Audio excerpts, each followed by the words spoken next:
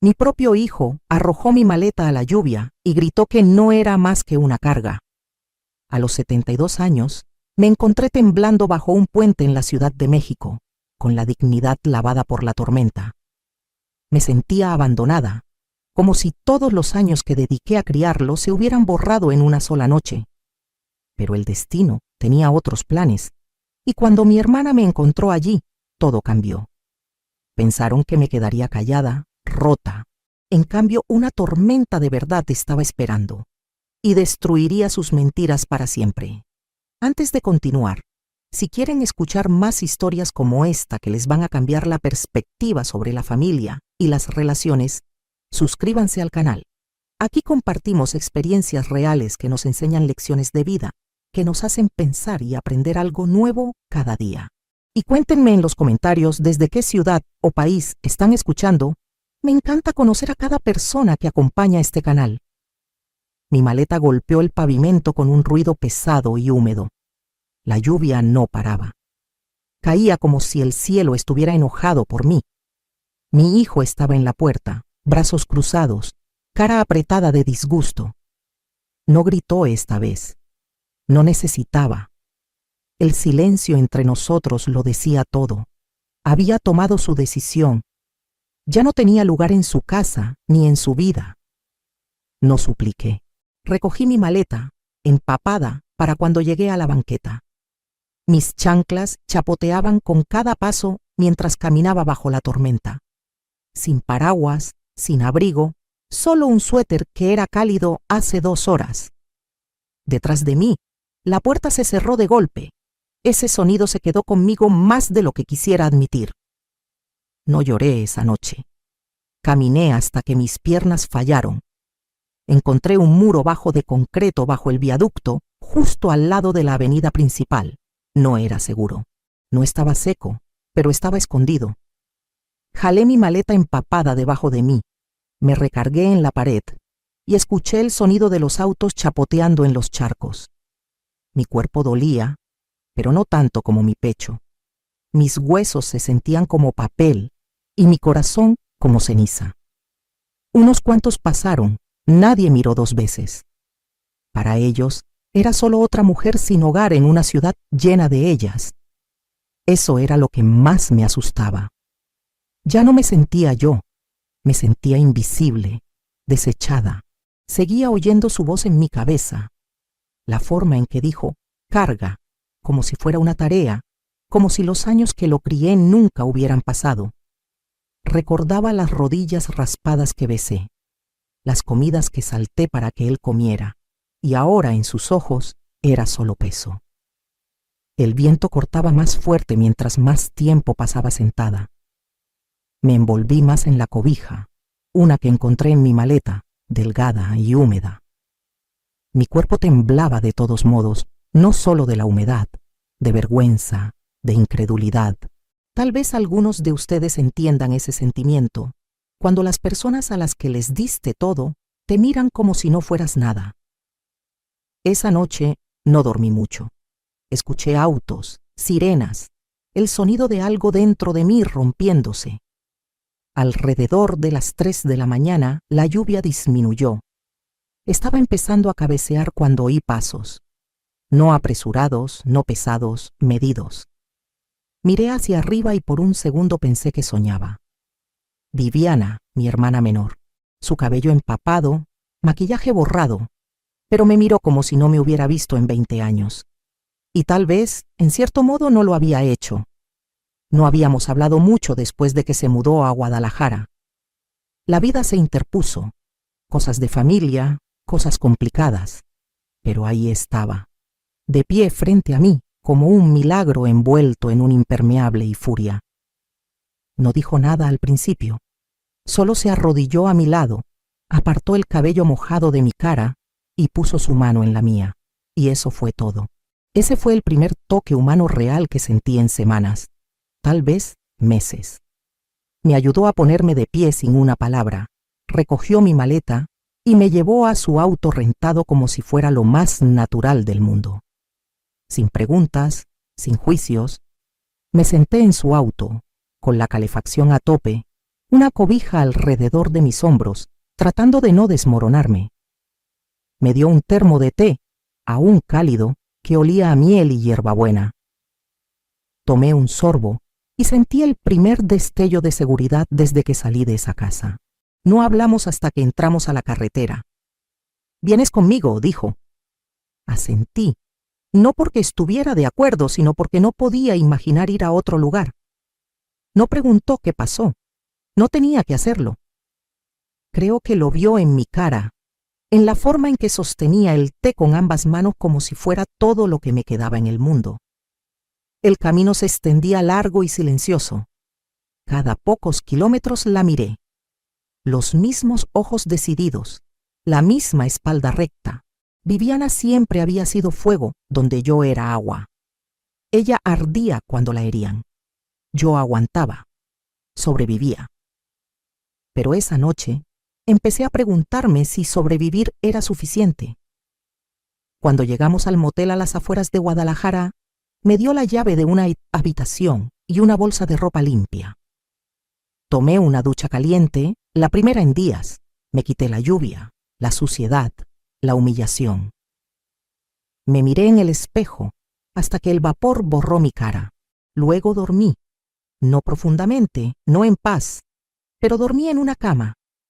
Y a la mañana siguiente, cuando dijo que iríamos al sur a Veracruz, no pregunté por qué. Solo la seguí porque algo dentro de mí había cambiado. No de golpe, no ruidoso, pero suficiente para sentirlo. Tal vez ustedes lo hayan sentido también. Ese giro quieto, ese momento en que te das cuenta de que esta vez no lo voy a dejar pasar. Esta vez no voy a tragar mi dolor solo para mantener la paz. No cuando me cuesta todo. Si alguna vez alguien a quien amas te trató como basura. Si alguna vez tuviste que levantarte del suelo con nada más que orgullo y articulaciones doloridas, entonces tal vez entiendas lo que hice después. Y créanme, no será bonito, pero será justo. La mañana siguiente llegó rápido. Abrí los ojos a un techo bajo de hotel y el zumbido constante del aire acondicionado. La cama debajo de mí era firme, las sábanas ásperas, pero comparado con el concreto y la lluvia, se sentía como el cielo. Mis músculos dolían de la noche anterior, pero mis manos estaban calientes por primera vez en días. Me senté despacio, envolviéndome en la cobija del motel. No estaba en casa, pero estaba en algún lugar. Eso era suficiente. Viviana ya estaba vestida y empacando sus cosas. Se movía rápido, enfocada, como si hubiera planeado algo toda la noche. No preguntó cómo dormí. No ofreció plática casual. Solo recogió mi maleta y dijo, «Tenemos que movernos». La seguí al estacionamiento. El cielo era azul pálido, el aire espeso de humedad, como siempre huele Jalisco antes del mediodía. Me deslicé en el asiento del pasajero y tan pronto como las puertas se cerraron, puso el auto en marcha, sin dudar. 10 minutos por el camino, se detuvo en una gasolinera, dejó el auto encendido y me dijo que esperara. Regresó con un termo de café fresco, un tamal y una carpeta. Me dio la carpeta primero. Dentro había un anuncio impreso de bienes raíces, un departamento en Veracruz, 2 recámaras, vista al mar, amueblado. El precio me apretó el estómago. La miré y finalmente habló de nuevo. «Ese lugar es tuyo. Lo compré esta mañana». No dije nada. No podía. Mi boca se quedó abierta unos segundos antes de que lograra cerrarla. Mis manos sostenían la carpeta como si pudiera romperse. Viviana mantuvo los ojos en el camino. «Ya transferí el dinero. Está a tu nombre, sin hipoteca, sin trucos». Volteé la página. Había fotos. Un balcón frente al mar. Una cocina con encimeras de granito. Una recámara de huéspedes con un escritorio. Parecía el tipo de lugar donde alguien se queda 2 semanas cada verano, no donde alguien, como yo, vive todo el tiempo. Pero seguí volteando. En la última página había un recibo bancario, un depósito en una nueva cuenta de ahorros, 5 millones de pesos. Me recargué, carpeta en mi regazo, café olvidado. Mis oídos zumbaban como si alguien hubiera encendido cohetes en mi pecho. No podía formar un pensamiento completo, ni uno.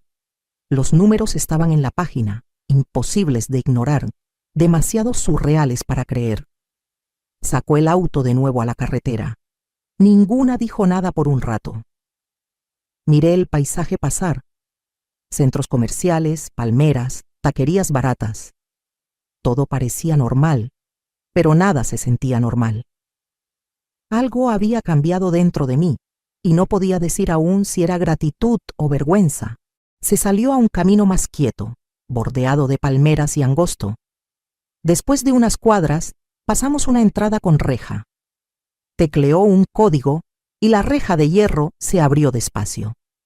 Un guardia de seguridad nos saludó y Viviana asintió de vuelta. Seguía mirando al frente.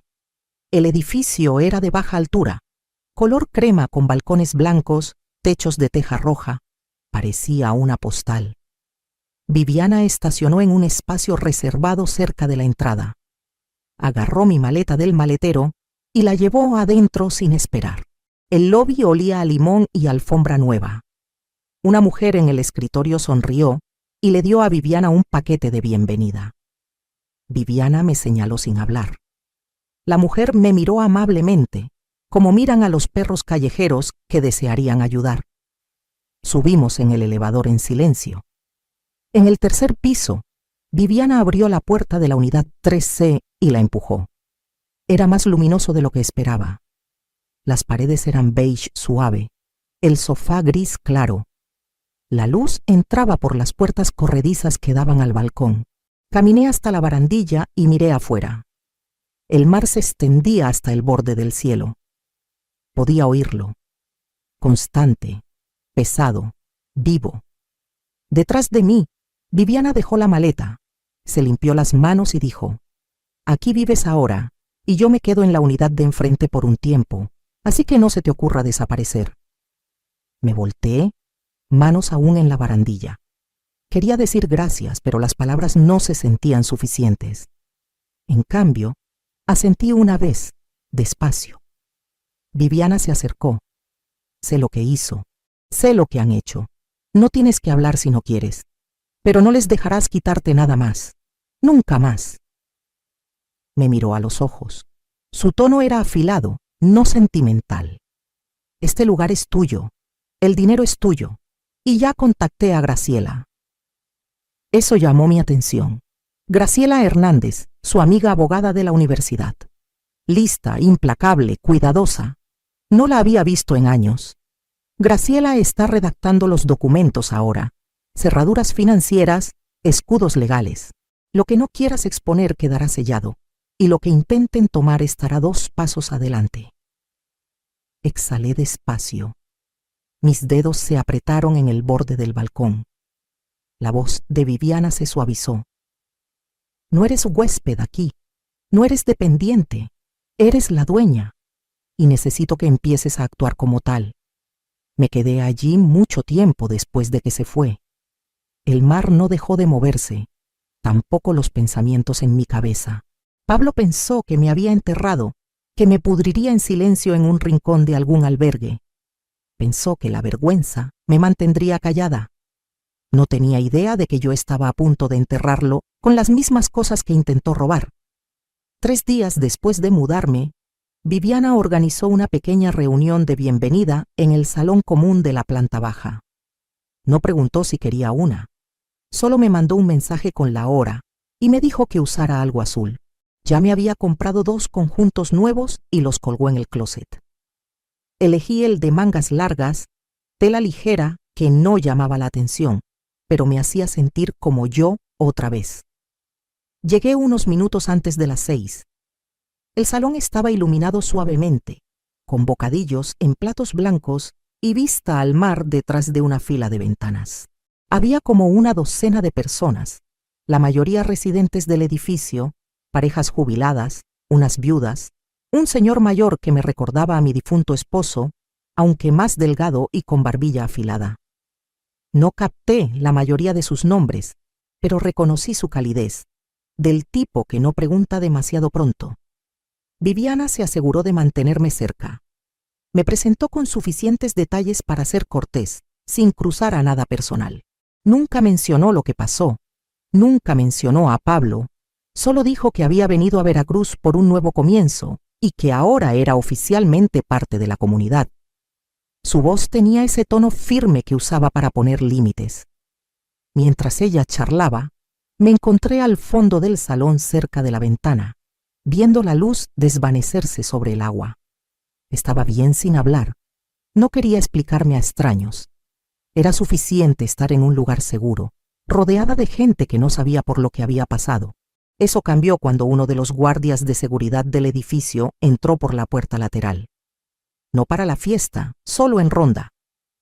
Parecía de unos 60 años, hombros anchos, cabello gris corto, placa en su camisa polo.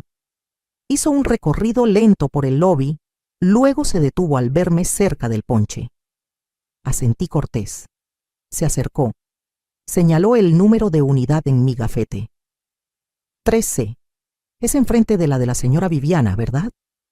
Dije que sí. Sonrió. Es lista. No se le escapa nada. Tienes a una buena cuidándote. Estuve de acuerdo. Miró hacia el elevador, luego bajó la voz. Deberías vigilar el tráfico del pasillo. Tuvimos un reporte de alguien rondando los buzones anoche tarde. No coincidía con perfiles de residentes, solo un aviso. Eso apretó algo en mi pecho. Le agradecí e hice nota mental de decirle a Viviana. Probablemente ya lo sabía. Nada se le escapaba. Unos minutos después, Viviana levantó su copa y golpeó una cuchara contra ella. El salón se cayó. Hizo un brindis corto, simple. Solo dijo que estaba feliz de que estuviera allí y que las segundas oportunidades valían la pena celebrar. La gente aplaudió, alguien silbó y luego volvió a lo normal. Pero noté que en el momento en que terminó su discurso, sus ojos se dirigieron a la puerta. La había visto abrirse. Me volteé y los vi también, a Pablo y Marisa. Él llevaba una camisa que rara vez planchaba, pero esta vez estaba impecable. Marisa en beige y dorado, cabello rizado, tacones cliqueando suave al entrar. Sonreían como si pertenecieran. Mi estómago se apretó. Viviana caminó directo hacia ellos. No oí qué dijo, pero su cara lo dejaba claro, no eran invitados. No levantó la voz, no hizo escena, pero bloqueó su camino como un muro de vidrio. Pablo miró por encima de su hombro hacia mí. Sonrió como si nada hubiera pasado, como si la última vez que me vio no hubiera sido en la lluvia, gritando mientras yo aferraba mi dignidad como una llama moribunda. No dije nada. Mi mano apretó el borde de la mesa de bocadillos. Viviana hizo una seña y un empleado intervino. La conversación fue corta. Pablo y Marisa se mantuvieron firmes unos segundos más. Luego se voltearon y salieron. Marisa ni siquiera miró atrás. El salón volvió lentamente a su ritmo. La gente notó la interrupción, pero nadie preguntó. Agradecí eso. Viviana volvió a mi lado, tomó una fruta del plato y dijo: sabía que vendrían. Asentí. Me había advertido esa mañana que vio un comentario de una amiga de Marisa en redes, algo demasiado específico para ser accidental. Viviana siempre estaba 3 jugadas adelante. Después de la reunión, me acompañó arriba. Nos dijimos buenas noches en el pasillo y entré a mi departamento. Dentro, me senté en el borde del sofá y esperé. No por algo específico, solo esperé. Habían venido no a disculparse, no a explicar. Vinieron a ver qué podían sacar todavía, pero ahora sabían. Ya no estaba donde me dejaron. Ya no era la mujer que salió a la tormenta con su maleta. Estaba adentro, protegida y ya no sola. Aún así, no me sentía lo suficientemente segura para descansar. Así que hice algo que no había hecho en años.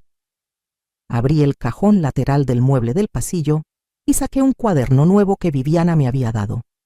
Cliqueé un bolígrafo y escribí una oración en la parte superior de la página. Lo que me quitaron, lo devolverán. Luego tracé una línea debajo y escribí 3 palabras. casa, nombre, poder. La fiesta había terminado. El telón se levantó, y ellos habían subido al escenario pensando que aún controlaban la historia. Pero ahora yo tenía el bolígrafo y iba a escribir el resto. Viviana no perdió tiempo. 2 días después de la fiesta, tocó a mi puerta a las 10 en punto con un montón de sobres en una mano y su tableta en la otra. Su cabello estaba recogido apretado, y su expresión me dijo que habíamos pasado la etapa de advertencias gentiles. Puso todo en la encimera de la cocina y abrió la carpeta superior. «Van a intentarlo de nuevo», dijo, «pero esta vez no será con encanto, será legal». La miré extender las páginas una por una. Cartas, correos, capturas de pantalla, polvo digital dejado por la actividad reciente de Pablo y Marisa. Viviana había pagado en silencio a un investigador privado para monitorear cualquier movimiento financiero o legal con mi nombre. Lo que encontró era sutil, pero inconfundible. Pablo había contactado a un pequeño despacho legal fuera del estado, preguntando sobre transferencias de poder notarial y autorizaciones para cuidado de ancianos. Marisa había mensajeado a alguien en Mercado Libre sobre contratar a un notario para documentos en casa. Viviana tocó uno de los papeles. Van a hacerlo parecer oficial, entregado en mano, personal. Piensan que eres lo suficientemente blanda para firmar algo si vienen llorando. Me miró, ojos firmes. Necesito que hagas exactamente lo que digo. No discutí, no porque estuviera asustada, sino porque ahora entendía algo que no había aceptado del todo antes. Esto no era sobre malentendidos o distancia, era sobre control. Pablo y Marisa no querían ayudarme, querían lo que pensaban que ya no merecía manejar. Le dije a Viviana que sí, seguiría su guía. Esa tarde invitamos a unos vecinos a tomar café. Nada formal, solo una tarde casual con frutas y pasteles. Suficiente gente para crear un ambiente social sin levantar sospechas. Viviana le dijo al conserje que dejara subir a Pablo y Marisa si aparecían. No los invitó, pero se aseguró de que alguien los dejara entrar. Luego, deslizó un grabador bajo la mesa auxiliar junto al sofá y se sentó como si esperáramos que cambiara el clima. Tomó menos de 20 minutos. Pablo tocó. Viviana no se inmutó. Abrí la puerta. Sonrió como si fuéramos amigos perdidos. Marisa estaba detrás sosteniendo una bolsa de regalo con papel dorado saliendo. Llevaba rosa pálido y perlas. Habían ensayado esto. Pablo entró primero. Saludos ruidosos, chistes sobre pasar mientras estaban en el área. Marisa puso la bolsa en la mesa y sacó una lata de galletas caseras. Dije, gracias, sin emoción. Viviana observó en silencio desde su silla. Después de 5 minutos de charla superficial, Pablo se inclinó adelante, manos entrelazadas. Traje algo para que lo veas, dijo. Sacó de su maletín un documento grapado. La portada tenía letras en negritas. Acuerdo familiar de bienestar y propiedad. Viviana miró el título y cruzó las piernas. Pablo deslizó los papeles hacia mí. Solo algo para hacer las cosas más suaves, para que podamos ayudar, coordinar cosas médicas, facilitar el proceso en caso de algo urgente. Sonrió de nuevo. Demasiado largo, demasiado forzado. Tomé la primera página y leí en silencio. Eran 6 páginas. Enterrado en medio había un párrafo titulado Autorización temporal de poder, seguido de otro llamado Cláusula de supervisión financiera. El lenguaje era cuidadoso, no abiertamente depredador, pero le daba a Pablo acceso completo para actuar en mi nombre en decisiones médicas y financieras. También lo autorizaba a abrir y manejar cuentas bancarias con acceso conjunto. Dejé el papel. No hablé. Viviana se levantó. Caminó a la cocina, sacó una segunda carpeta y regresó. De ella sacó un documento casi idéntico, solo que este tenía una línea roja en medio. Esta es una copia de la versión que mandaste redactar la semana pasada, con ese paralegal en el DF, le dijo a Pablo. El correo original tiene fecha. El lenguaje Es palabra por palabra. La cara de Pablo se congeló. Marisa se quedó callada. Viviana se volteó hacia mí. Adelante. Pregúntales para qué es esto realmente. No necesitaba. El silencio lo decía todo. Viviana abrió la app de grabación en su tableta y la dejó correr. Luego, levantó la voz lo suficiente para que los vecinos oyeran. Quiero que todos sepan, dijo, que este documento estaba diseñado para despojar a Rosa de sus derechos financieros bajo el pretexto de ayuda. Esto es lo que parece la manipulación familiar. Pablo se levantó rápido. No entiendes lo que intentamos hacer, dijo. Marisa agarró su brazo. Viviana se mantuvo calmada. No, entiendo exactamente. Y también el Estado de Veracruz, también la Junta de Ética, también la comunidad que intentan impresionar con lágrimas falsas y galletas. La voz de Pablo se quebró. Estás haciendo una escena. Viviana rió una vez, afilada. ¿Escena? No, esto es claridad. Se volteó hacia mí y asintió. Caminé a la mesa, tomé el contrato que trajeron y lo rasgué por la mitad. El salón se quedó quieto. Los vecinos dejaron de hablar. Pablo me miró con algo que no había visto en años. Miedo. No grité. No maldije. Solo levanté las páginas rasgadas y dije, esto es lo que pasa cuando confunden el silencio con debilidad. Viviana señaló la puerta. Pablo y Marisa salieron, esta vez sin mirar atrás. Me senté despacio, mis manos aún calientes del papel. Viviana me trajo un vaso de agua. Los vecinos murmuraron, luego se excusaron cortésmente. Cuando el salón quedó vacío, Viviana habló bajo. Intentarán algo más. Asentí. Lo sabía también. Pero lo que no sabían era que ahora estábamos adelante. Y ya no solo defendía. Estaba lista para recuperar todo, pieza por pieza, nombre por nombre. Y esta vez no lo verían venir. 3 mañanas después de rasgar su contrato por la mitad, abrí mi puerta principal y encontré una orquídea blanca en el tapete de bienvenida. Sin tarjeta, sin nota, solo la planta, delicada y perfecta, como una disculpa silenciosa que no tenía el valor de tocar. Me quedé allí mucho tiempo sin recogerla. El aire era cálido, el pasillo quieto. Enfrente, la puerta de Viviana se abrió. Salió, sosteniendo una taza de café en una mano, teléfono en la otra. Vio la orquídea y se detuvo. Están cambiando tácticas, dijo, sin parpadear. Asentí una vez y dejé la planta donde estaba. Entré de nuevo, cerré la puerta y dejé que el silencio sostuviera. Esa tarde vinieron de nuevo, no juntos esta vez. Pablo apareció alrededor de las 6, con una camisa polo azul que recordaba haberle comprado para una entrevista de trabajo que nunca consiguió. Su sonrisa era más suave de lo usual. Traía una bolsa de papel de la taquería en la calle principal. Dijo que pensó que no había cenado aún. No abrí la puerta mosquitera. Se quedó allí un rato. Me dijo que me veía bien. Preguntó si me gustaba el barrio. Dijo que él y Marisa habían hablado, que se sentían terribles por cómo habían escalado las cosas. Dijo que me extrañaba. No dije nada. Eventualmente, dejó la bolsa en el banco junto a la pared y se fue. Lo vi irse sin moverme. A la mañana siguiente, fue el turno de Marisa.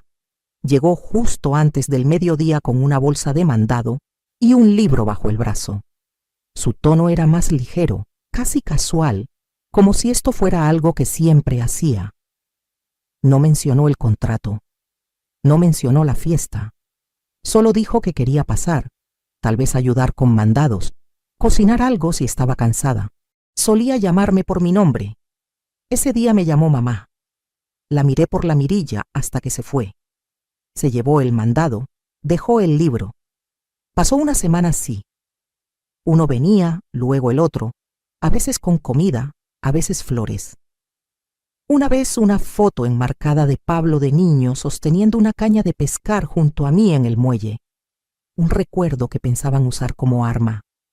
No respondí, pero observé y grabé.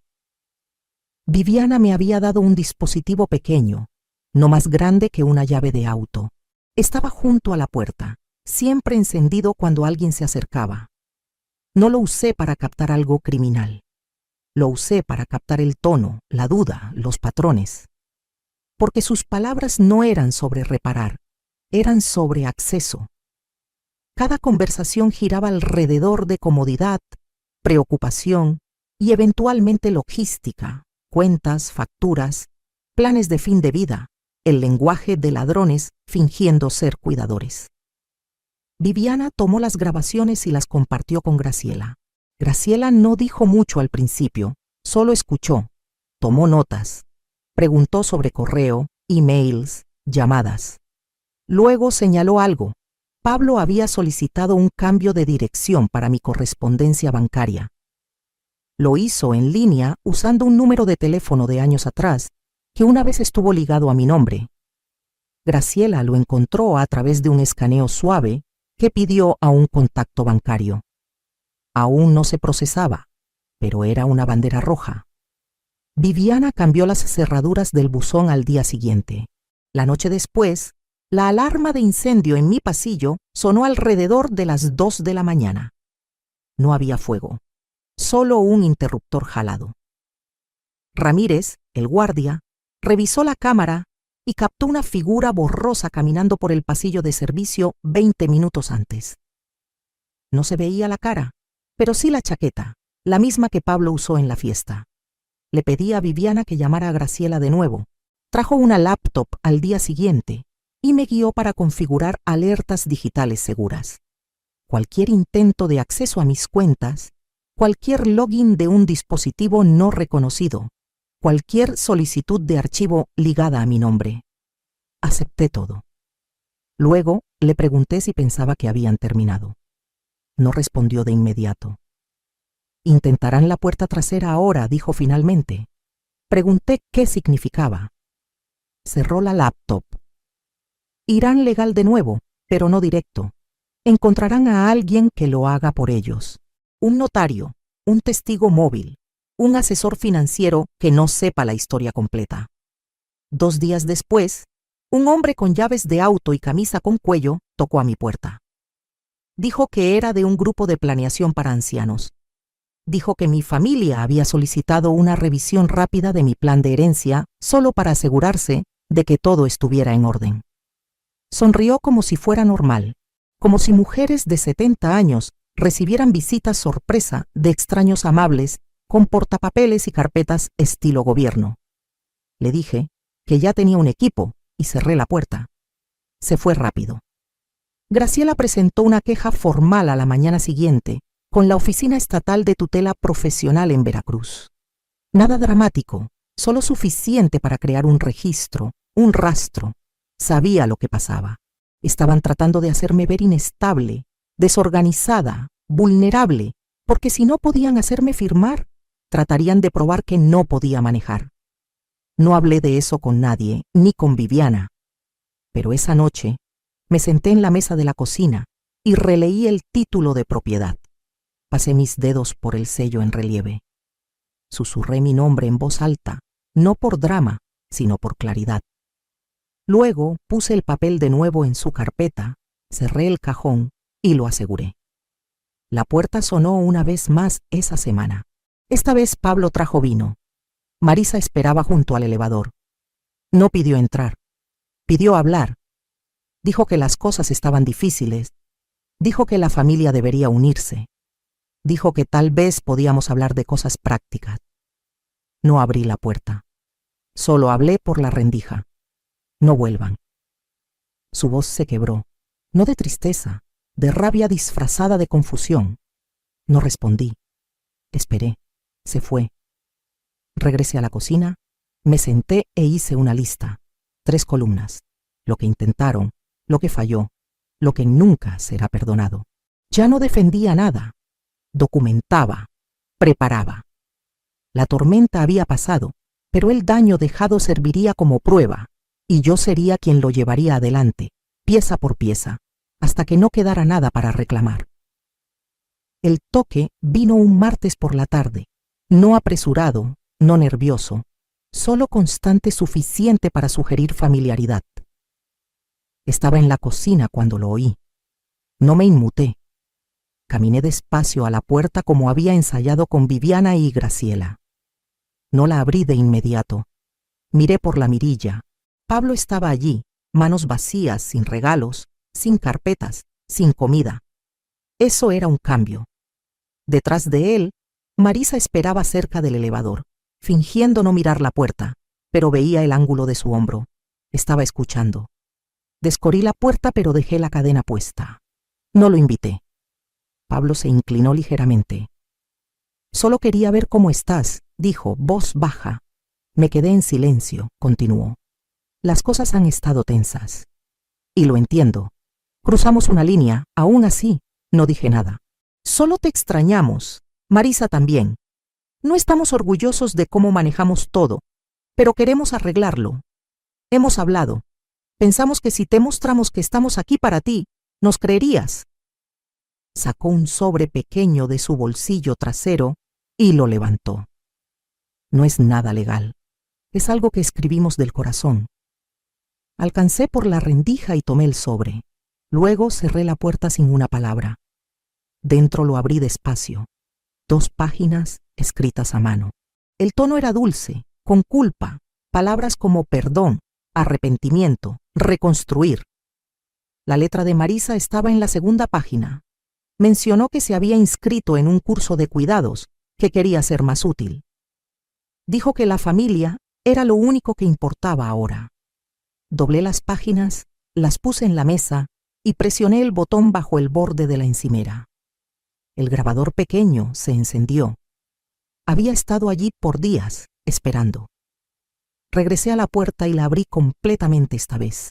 Pablo se volteó, un destello de esperanza cruzando su cara. «Pasa», dije. Entró solo. No lo saludé. No sonreí. Se sentó al final del sofá, ajustó sus mangas, miró alrededor como si fuera la primera vez que lo veía realmente. «Este lugar es hermoso», dijo.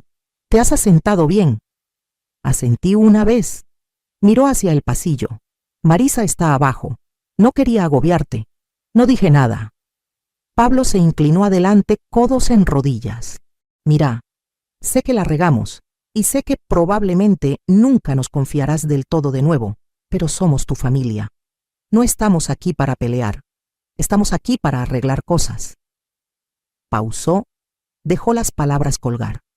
«Sé que tienes cosas en orden ahora. Gente ayudando, abogados, lo que sea. Viviana alineada. Pero eso no significa que no nos necesites. Sigues siendo nuestra mamá. Aún queremos ayudar». Me miró ojos buscando. «No quiero tu dinero. Solo quiero paz».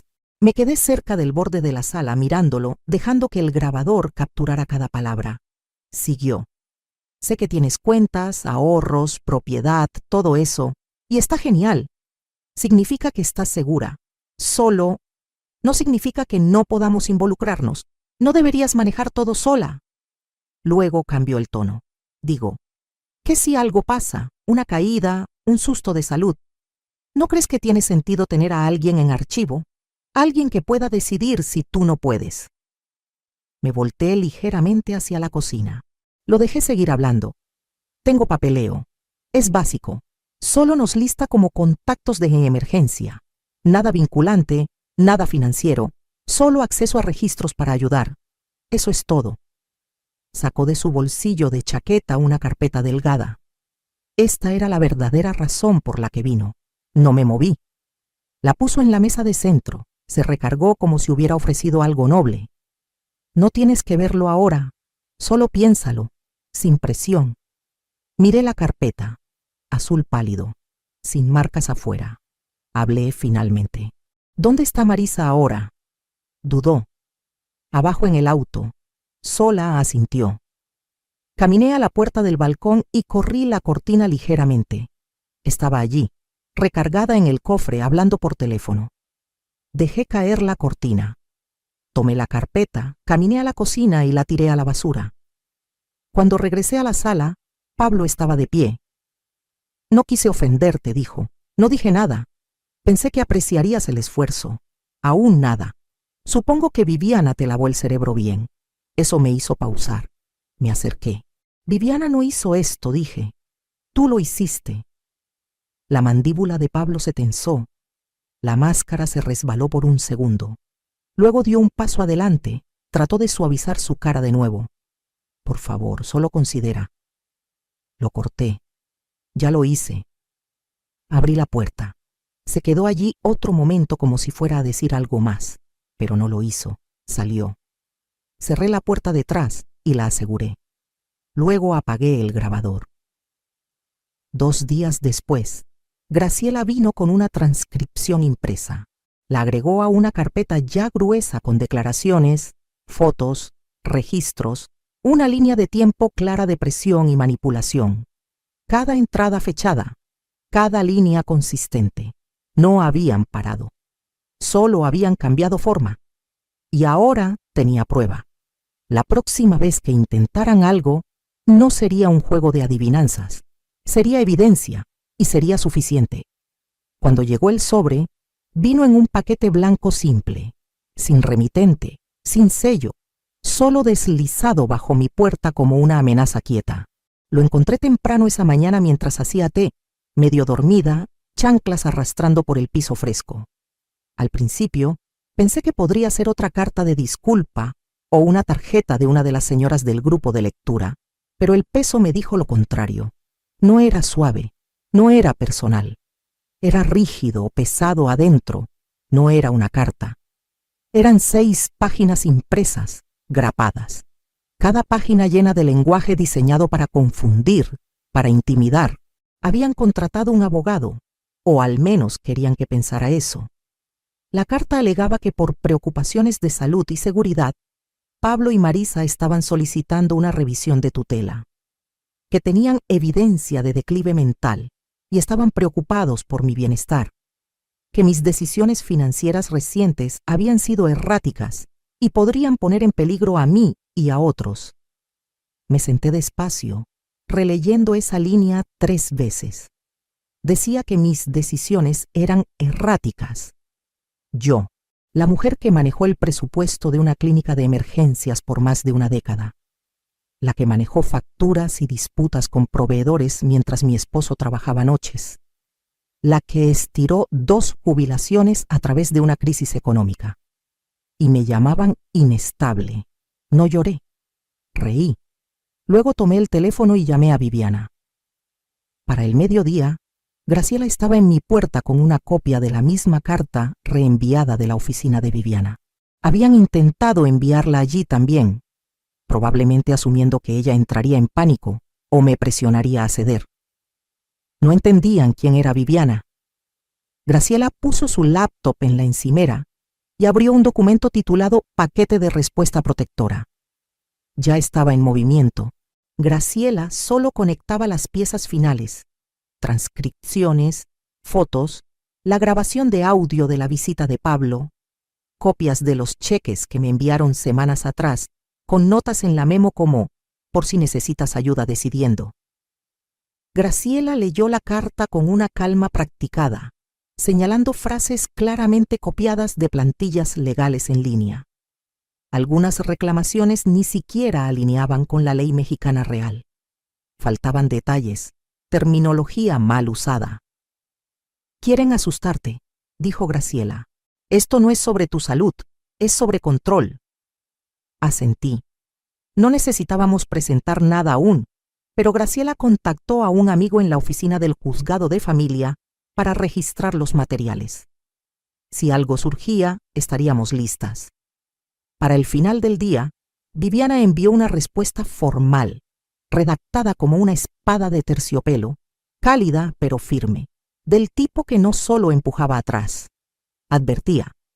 Y luego hice algo que no había planeado. Llamé a mi doctora no porque estuviera preocupada, sino porque quería registros. Agendé un examen cognitivo completo y panel de bienestar. Lo programé esa misma semana. Pasé todos. Presión sanguínea estable, reflejos firmes, memoria aguda, velocidad de procesamiento aún más rápida que la de muchos de la mitad de mi edad. 2 días después, Los resultados estaban en una carpeta en las manos de Graciela. Le pedí 3 copias. Envié una a Pablo, sin nota, solo el reporte. Pasó una semana, luego 2, sin llamadas, sin visitas, sin cartas bajo la puerta. Pensé por un segundo que tal vez se habían rendido, pero ese era el error porque mientras saboreaba el silencio, ellos estaban ocupados en otro lugar. Viviana recibió la alerta primero. Había configurado rastreo a través de la oficina del registro de propiedades. Cada vez que se presentara un gravamen, indagación o disputa con mi nombre o dirección, sería notificada. Así supimos que habían enviado una solicitud al banco que tenía mi cuenta de ahorros. Intentaban listarse como cobeneficiarios. No era un movimiento legal. Era un intento de pesca. Marisa había llamado fingiendo ser yo. Alegó haber olvidado su acceso en línea y pidió actualizar beneficiarios por teléfono. El empleado lo flagged inmediatamente. Mi edad y notas de voz no coincidían. El banco congeló la solicitud y la registró, pero aún así intentaron. Ya no les importaba cuán desesperados se veían. Miré el reporte del banco mucho tiempo esa noche. No enojada, solo quieta. Esto ya no era sobre dinero, era sobre borrarme. Querían mi libertad, mi dignidad, mi nombre en papel con tinta junto al suyo, prueba de que tenían poder, que yo los necesitaba. Viviana y Graciela arreglaron para que las cuentas fueran selladas legalmente con supervisión de terceros. Sin nombres nuevos, sin beneficiarios. Todo pasaría a una fundación si algo me pasara, una que ya había establecido en silencio meses atrás. No era sobre venganza. Era sobre asegurarme de que nadie pudiera atraparme nunca más. Más tarde esa semana, Graciela me dio otro sobre, más grueso que el último. Dentro había 2 declaraciones juradas de mi arrendador anterior y un vecino, testigos de las noches en que Pablo y Marisa me dejaron afuera, se negaron a abrir la puerta, les dijeron a los niños que era dramática. También había una declaración notarillada de la enfermera comunitaria, una que vio mis moretones cuando caí. Confirmó que nadie de mi familia vino a recogerme de urgencias. Ellos querían construir un caso contra mí. Yo ya construía una pared alrededor de mí. Ladrillo por ladrillo, papel por papel, verdad por verdad, y cada página era más afilada que la anterior. Había una línea en el resumen de Graciela que se me quedó. Atacantes con motivos superficiales subestiman el poder de la memoria larga. Tenía razón, recordaba todo. Y ahora también lo haría el juzgado, también la ley. Y pronto ellos también. La invitación vino de Pablo. Un texto simple, corto y cortés. Preguntó si estaría dispuesta a ir a cenar a su casa el próximo domingo. Dijo que los niños me extrañaban. Dijo que les gustaría empezar de cero. Terminó el mensaje con una línea esperanzadora sobre familia y perdón. Lo miré un rato, dejando que las palabras se asentaran. Sabía qué era esto. Lo había visto venir. Viviana lo había visto. Graciela lo predijo casi al pie de la letra. Habían intentado la presión legal. Falló. El intento falso de tutela no aterrizó. El truco de beneficiarios fue expuesto. Y ahora venía el ofensivo de Encanto. Aún así, acepté. Le dije que estaría allí a las 6. El domingo usé un vestido suave azul marino, el de cuello alto y mangas largas.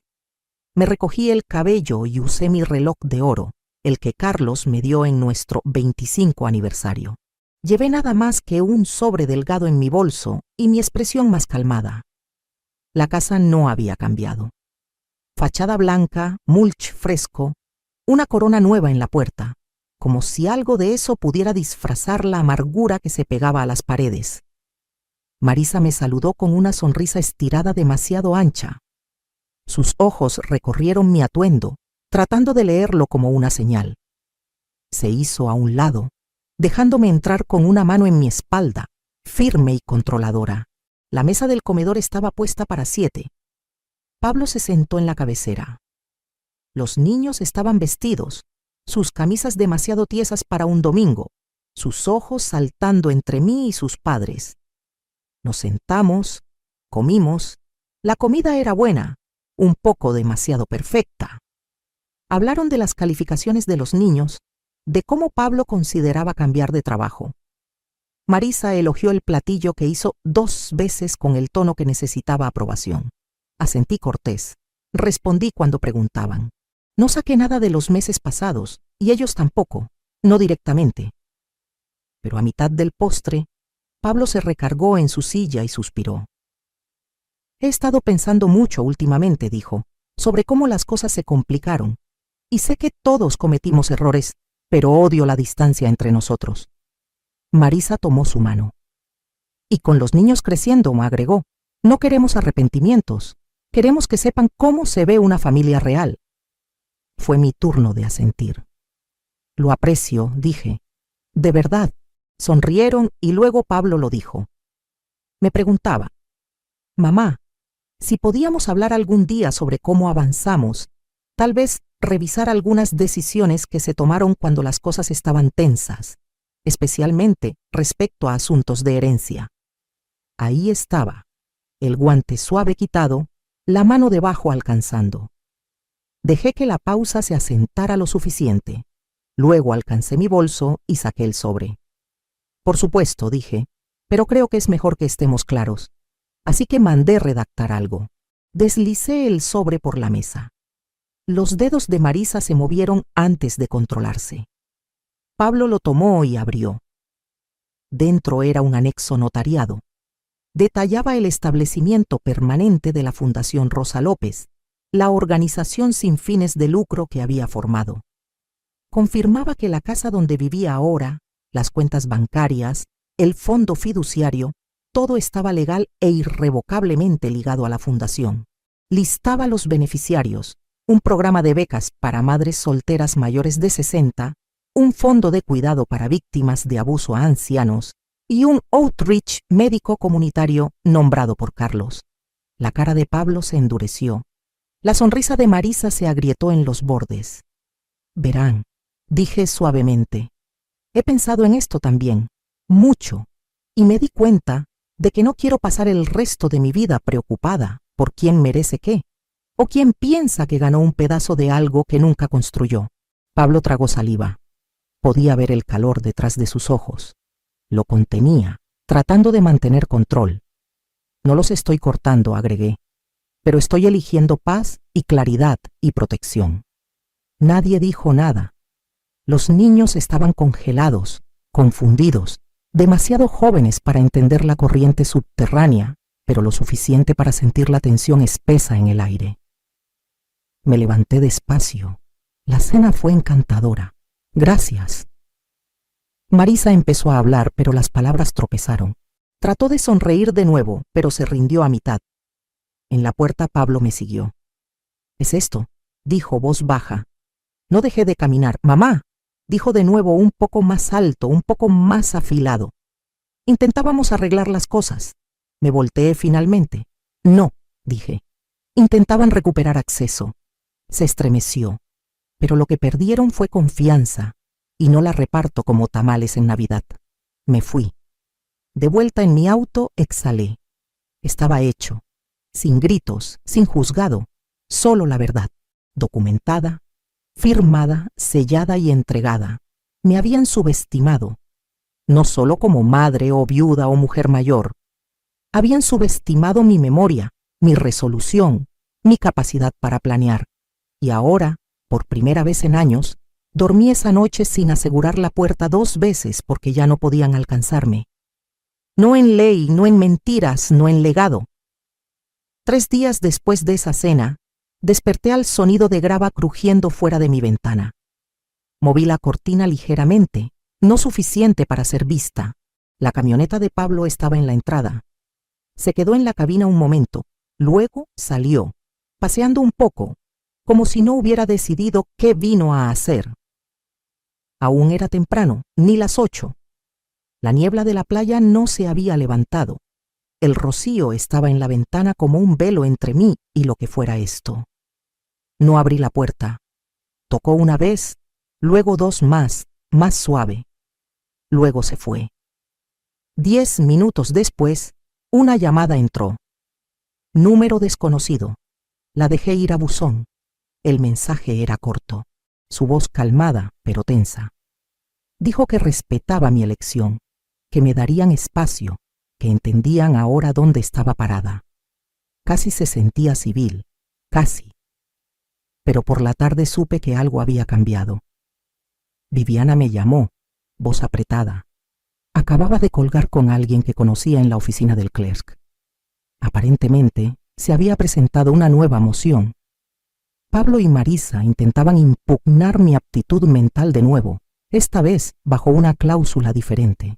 Trataban de usar mi fundación como prueba de que estaba siendo manipulada, explotada financieramente, que no podía actuar con plena claridad mental. No me inmuté. Viviana preguntó si quería que respondiera. Le dije, no, aún no. Porque a veces esperas. Dejas que la gente se entierre más profundo. Dejas que la cuerda se estire lo suficiente para hacer la caída final. A la mañana siguiente, manejé al pueblo. No a ver un abogado, no a responder legalmente. Fui a la panadería. Dentro, la dueña, Jacinta, me dio una mirada larga y luego sonrió. Era mayor que yo por 5 años. Caminaba con bastón, manejaba el lugar con su nieta. Habíamos hablado unas veces antes sobre la beca comunitaria que había establecido. Me senté con ella, le dije que tenía una propuesta. Esa tarde imprimimos volantes. Al día siguiente, carteles colgaban en bibliotecas, clínicas, albergues. Fundación Rosa López lanzando días comunitarios, talleres gratis, comidas, consultas para mujeres mayores buscando reentrar al trabajo, escapar a aislamiento, proteger sus bienes. El evento se realizó en el Salón Municipal a solo 2 cuadras de la oficina de seguros de Pablo. 200 personas asistieron. Para el final de la semana, la fundación estaba en el periódico local, luego en uno regional, luego en un blog nacional para derechos de ancianos. Me quedé callada a través de todo. No necesitaba hablar. La visibilidad era su propia defensa. El viernes, Graciela pasó. Había oído que Pablo y Marisa se reunían con un segundo abogado, alguien agresivo, alguien ruidoso. Me advirtió que no se rendían. Sonreí. Le agradecí. Y luego le di un set de documentos. No eran para mí. Eran para la junta de la fundación. Gente que habíamos elegido con cuidado, ninguno familiar. Todos fuertes. Había firmado la casa, las cuentas restantes, incluso mis derechos de nombre a la cláusula de protección de la fundación, significando que no importaba qué acusación viniera, nada podía liquidarse o tocarse sin aprobación completa de la Junta. Los ojos de Graciela se abrieron al leerlo. Estás sellando cada puerta. Asentí. Déjalos intentar, dije. Solo prueban mi punto. El domingo, mi timbre sonó de nuevo. Esta vez era Marisa. Sostenía flores baratas del tipo que compras en una gasolinera apurada. Sus ojos eran suaves, apologéticos, pero había aprendido a ver a través de la suavidad. Podía ser un arma como la rabia. Entró a la sala cuando no la detuve. No sabía que estaban presentando de nuevo, dijo. Lo juro. Esperé. Solo quiero que volvamos, agregó antes de que todo se complicara. Se sentó. Miró alrededor como tratando de memorizarlo. Luego vino la siguiente línea. Si hay algo que necesitemos firmar para mostrar apoyo, algo para dejar esto atrás, lo haremos. Y ahí estaba. No había venido por reconciliación, vino a probar la temperatura. Me levanté. Ella no se movió.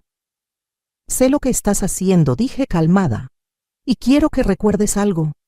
Esta casa, esta paz, esta vida, la construí sin ustedes. Sobreviví todo lo que tú y Pablo me arrojaron. Y lo hice en silencio. Su cara cayó. Me quedé callada por respeto. Pero no confundan callado con débil. Se levantó también. Su voz se quebró. Pablo se está desmoronando. No come. Pierde clientes. Me culpa a mí. Tengo miedo. La miré un largo momento. Luego dije, no cruel, solo finalmente. Eso ya no es mi carga. Se fue. Esa noche dormí con la ventana abierta. Escuché el mar como solía con Carlos, y por primera vez desde que todo comenzó, no sentí como si me preparara para un golpe. Me sentí terminada, no derrotada, completa. Porque hay un momento después de la tormenta cuando el silencio regresa y no está vacío, está ganado. Por la mañana del lunes, pude sentir un cambio en el aire. Era sutil al principio, solo la forma en que el barrio parecía más quieto, como conteniendo la respiración. Algo venía, y sabía que no sería gentle. Viviana llamó justo después del mediodía. Su voz era calmada, pero directa. La fecha del juzgado está puesta, dijo. La empujaron rápido. Están confiados, pero cometieron un error, Rosa. Uno grande. No respondí de inmediato. Conocía a Viviana lo suficiente para esperar. Presentaron evidencia, continuó. Registros financieros, cartas, emails, declaraciones. Pausó de nuevo, dejando que el silencio subrayara lo siguiente. Falsificaron tu firma. Me quedé muy quieta, explicó. Los documentos que Pablo y Marisa presentaron alegaban que les había otorgado poder notarial para la fundación, que había transferido el derecho a enmendar su estatuto. Era audaz, imprudente. Habían fingido una reunión completa, un voto de junta, incluso lo notariaron. Viviana ya había enviado el archivo a un examinador forense, pero no paró allí. También había almorzado en silencio ese fin de semana con uno de los notarios que alegaban había atestiguado el documento. No recordaba la reunión, no me recordaba porque nunca pasó. Esa era la grieta. Y a través de esa grieta, todo se desmoronó. Para el miércoles, el reporte del examinador estaba listo. No solo las firmas eran inconsistentes, sino que los metadatos de timestamp en los archivos PDF revelaban que habían sido retrodatados torpemente. Un documento supuestamente firmado en un café en San Luis Potosí, un lugar que había estado cerrado permanentemente por renovaciones en ese tiempo. Otro referenciaba a un miembro de fundación que se había retirado 3 meses antes. No solo mintieron, fueron perezosos. Ahí fue cuando Viviana hizo su jugada. Presentó una moción por fraude y perjurio. Envió el reporte, la declaración del notario y una declaración de la presidenta de la Junta de la Fundación. Ya no era solo una respuesta, era un contraataque completo, pero no terminó allí. Un día después, la oficina legal del condado contactó. Resulta que intentar defraudar a una organización sin fines de lucro registrada no es solo civil, puede ser criminal. Y porque la fundación lidiaba con bienestar de ancianos, había una segunda capa de protección. Se había activado una revisión automática en el momento en que Viviana presentó su contra. La oficina del fiscal quería hablar. Mientras, me quedé callada. Regué mis plantas, horneé pan de elote, caminé por la playa cada mañana antes de que saliera el sol. Pero dentro sentí un cambio. No enojo ya, ni siquiera justicia, solo claridad. La audiencia estaba programada para jueves por la mañana. Llegué temprano, me senté en la segunda fila con Viviana a mi lado. El juzgado era modesto, nada como en la TV, solo aire frío y bancas de madera y el murmullo bajo de anticipación. Pablo se sentó 3 filas adelante con Marisa. Ninguno miró atrás. El juez fue rápido. Revisó la evidencia, permitió declaraciones breves. Viviana, siempre compuesta, lo expuso todo, limpio, factual, innegable. No necesitó ni levantar la voz. Los forenses, el testigo, las líneas de tiempo, todo. Cuando fue turno de Pablo, su abogado tartamudeó. Trató de alegar que lo había autorizado verbalmente, que tenía problemas de memoria, que había malentendido. Viviana simplemente levantó los reportes de la clínica, mostrando que había pasado una evaluación cognitiva completa solo un mes antes. El mismo reporte que ellos mismos habían presentado en una filing anterior para arguir que tenía capacidad para decisiones que no les gustaban. Se habían contradicho por escrito 2 veces. El juez llamó a receso. Afuera me paré en las escaleras del juzgado mientras Viviana hablaba con el representante del fiscal. El sol era fuerte, pero lo recibí. Déjalo calentar la cima de mi cabeza.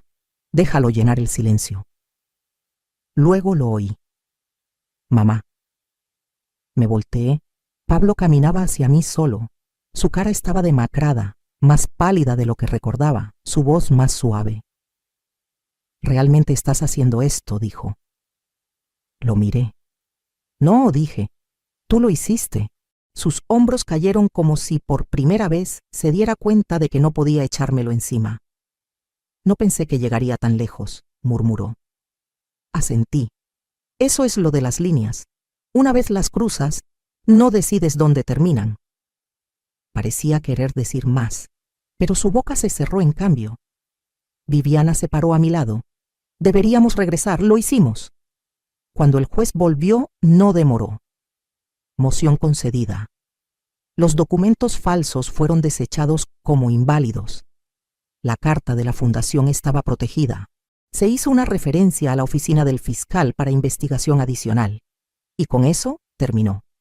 Al menos ante los ojos del juzgado. Pero para mí era algo más profundo. Había estado frente al sistema que una vez ignoraba a mujeres como yo, descartaba nuestras voces, asumía que éramos demasiado frágiles o confundidas o emocionales, y había sido escuchada. No gané porque grité más fuerte. Gané porque me negué a mirar a otro lado. Gané porque guardé mis registros, dije la verdad, y confié en el silencio para hacer su trabajo. Esa noche me senté en el porche con Viviana y Graciela. Compartimos pastel de mango y dejamos que la brisa entrara. Ninguna dijo mucho. No necesitábamos. La verdad había hablado por nosotras, y por una vez había sido suficiente. 2 días después del veredicto, caminé por mi jardín con tijeras en mano. El aire era fresco con el primer mordisco del otoño, y el sol se ponía más bajo, tiñendo todo de ámbar. Los arbustos de lavanda habían crecido salvajes de nuevo. Los podé gently, manojo por manojo, dejando que el aroma llenara el espacio quieto alrededor de mí. Así es como siempre regreso a mí misma, a través de algo ordinario. Viviana llamó temprano esa mañana.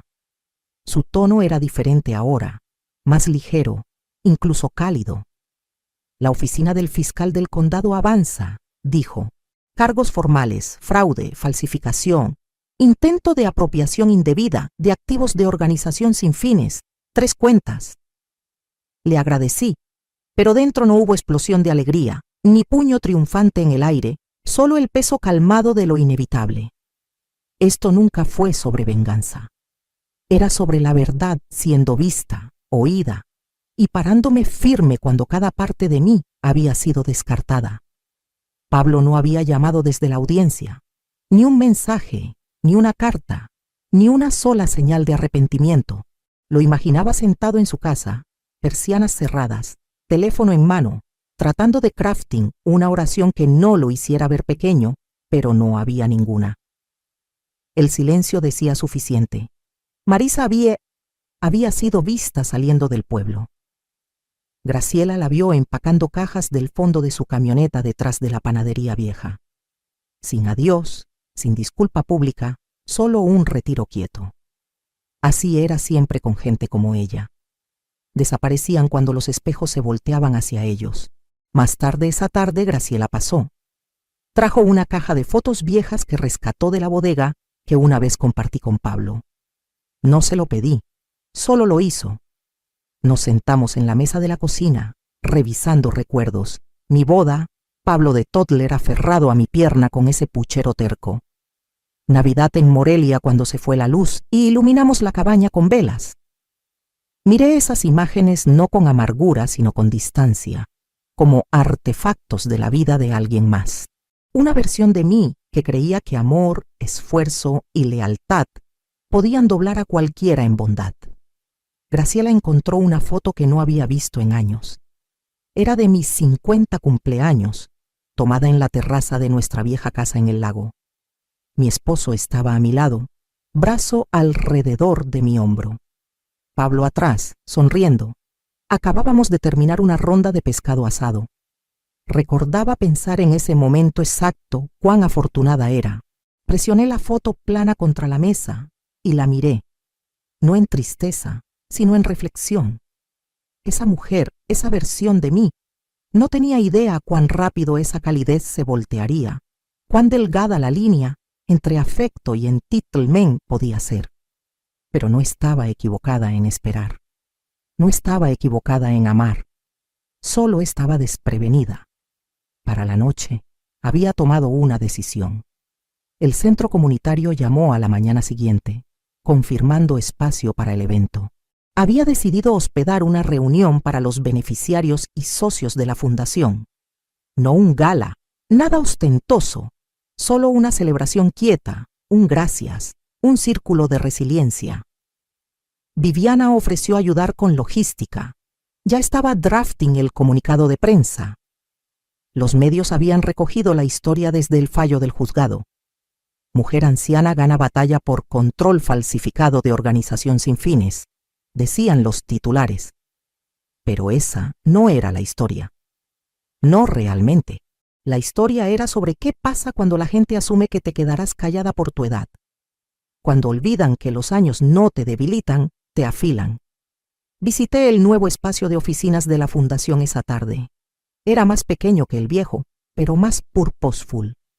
Unos voluntarios jóvenes estaban allí, pintando paredes un verde salvia suave. Una mujer llamada Liana acababa de mudarse de Sonora para trabajar full time en nuestro programa de apoyo rural. Me abrazó fuerte cuando entré. «Salvaste este lugar», dijo. Sonreí, pero dentro sabía la verdad. No, simplemente me negué a dejar que lo robaran. De vuelta en casa, me senté junto a la ventana y escribí una carta. No a Pablo, no al juzgado, sino a mí misma. Una carta que comenzaba con «no me rompí» y terminaba con «y no desapareceré». Porque eso es lo que todo este ordeal había intentado hacer, borrarme, escribir sobre mí con trucos legales y dudas susurradas. Pero me quedé. Me paré. Dejé que el fuego subiera y no huí de él. Al día siguiente, mi vecino me detuvo en el buzón. «Rosa», dijo, «mi esposa y yo leímos el artículo. Lo que hiciste, eso fue algo». Le agradecí y seguí, no porque no estuviera tocada, sino porque había pasado suficiente tiempo dejando que opiniones de otros definieran mi valor. Ahora caminaba a mi propio ritmo. Esa tarde, el cielo se abrió con lluvia, constante, no violenta. Hice té y me envolví en una colcha cocida décadas atrás. Y sentí algo que no había en meses: quietud. No era paz, no del todo, pero era el inicio. Pensé en todas las mujeres que había conocido en el centro, las madres solteras, las abuelas criando nietos, las viudas empezando de nuevo a los 70. No éramos frágiles, no éramos reliquias, éramos sobrevivientes con memorias lo suficientemente largas para superar la traición. Y yo era una de ellas, no rota, no amargada, solo despierta. 3 semanas después del veredicto, estuve en el pequeño escenario del nuevo centro comunitario, sosteniendo un micrófono con manos que ya no temblaban. Frente a mí había casi 100 caras. Algunas conocía bien, algunas había ayudado a través de inviernos duros o divorcios largos o cumpleaños solitarios. Algunas nunca había conocido, pero estaban allí porque la fundación las había alcanzado de una forma u otra. Eso era suficiente. El salón no era fancy. Sillas plegables, urnas de café en mesas de plástico, unos ventiladores de techo viejos zumbando arriba. Pero las paredes estaban recién pintadas y forradas con fotos de nuestros programas. Mujeres aprendiendo oficios, voluntarios de cuidado abrazando pacientes, niños riendo junto a cajas de donaciones empaquetadas. No preparé un discurso, no quería actuar. Solo dije la verdad. Esta organización nunca fue sobre dinero, dije despacio, pausando para estabilizar mi aliento. Era sobre no ser borrada, sobre probar que la segunda mitad de tu vida puede ser tan poderosa como la primera, tal vez más. Aplaudieron, pero no dejé que el momento durara. Le di el mic a Liana y bajé del escenario. Ella era el futuro ahora, su voz, su liderazgo, su energía. Yo había construido los huesos, ellos llevarían el resto. Después del evento la gente se quedó. Algunas lloraron, algunas me abrazaron. Una mujer me deslizó una nota que simplemente decía: gracias a ti, presenté por custodia de mi nieto. Metí la nota en mi bolsillo del abrigo y salí por la puerta trasera. El sol ya se había puesto. El otoño se adelgazaba en invierno temprano. Podía oler la helada viniendo. Cuando llegué a casa, la luz del porche estaba encendida. Graciela había dejado un plato de cacerol junto a la puerta con una servilleta pegada arriba. Descansa, te lo ganaste. Dentro, encendí la chimenea y me serví un vaso pequeño de vino. La casa, una vez demasiado quieta, ahora se sentía como santuario. Pablo nunca contactó. Había imaginado por mucho tiempo alguna disculpa grandiosa, una llamada llorosa, una carta llena de remordimiento, pero nunca llegó. En cambio, recibí un paquete de su abogado. Dentro era un formulario de acuerdo firmado liberando cualquier reclamo restante a la fundación o las propiedades aún a mi nombre. Sin nota, sin explicación. Lo acepté, no porque lo perdonara, sino porque ya no necesitaba nada de él. Su capítulo en mi vida se había cerrado hace tiempo. Solo no lo notó hasta que la puerta se cerró detrás de él. A la mañana siguiente, doné lo último de sus recuerdos de infancia a la tienda de segunda mano del albergue local. No por enojo, solo claridad. Algunas cosas no necesitan almacenarse, necesitan soltarse. En los días siguientes, empecé a caminar cada mañana, 3 kilómetros al amanecer, a veces sola, a veces con vecinos que se unían quietos. Nunca hablamos de lo que pasó. No necesitábamos. Ellos lo habían visto desenvolverse en los periódicos, en la tele, en susurros en pasillos de supermercados. Pero caminar con ellos era un respeto no dicho. Y eso era más valioso que cualquier disculpa. Una mañana en el sendero detrás del huerto, vi a una mujer joven sentada en una banca con su niño. Parecía cansada, como si el mundo se hubiera sentado en su pecho por demasiado tiempo. Al pasar me detuvo. «Eres Rosa, ¿verdad? La mujer que luchó de vuelta». Sonreí gently. «Soy Rosa, pero no luché. Solo me negué a desaparecer». Sus ojos se llenaron de lágrimas. «Gracias», susurró. Eso fue todo. No más palabras. Esa tarde planté 3 árboles de mango nuevos al borde de mi patio. No sé si viviré para verlos dar fruto, pero plantar algo que tal vez nunca coseches es un acto de fe. No en ti misma, sino en el mundo después de ti. Graciela visitó de nuevo ese fin de semana. Tomamos té, reímos sobre el segmento de noticias que pronunció mal su nombre y hablamos de hospedar un taller de escritura para mujeres jubiladas la próxima primavera. Historias, dijo, eran lo último que no podían robar. Cuando se fue, me paré en la ventana y vi el viento mover los árboles. El tipo de viento que no derriba cosas, sino que te recuerda que pueden pararse.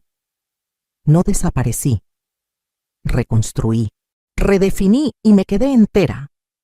Si alguna vez te has sentido descartada, borrada o subestimada solo por tu edad, tu silencio o tu bondad, sabe esto. Aún tienes el poder de trazar la línea, reclamar tu espacio, plantar algo nuevo. Si mi historia tocó una parte de tu corazón hoy, compártela con alguien que necesita oírla también. O solo toma un aliento y recuérdate que no estás terminada.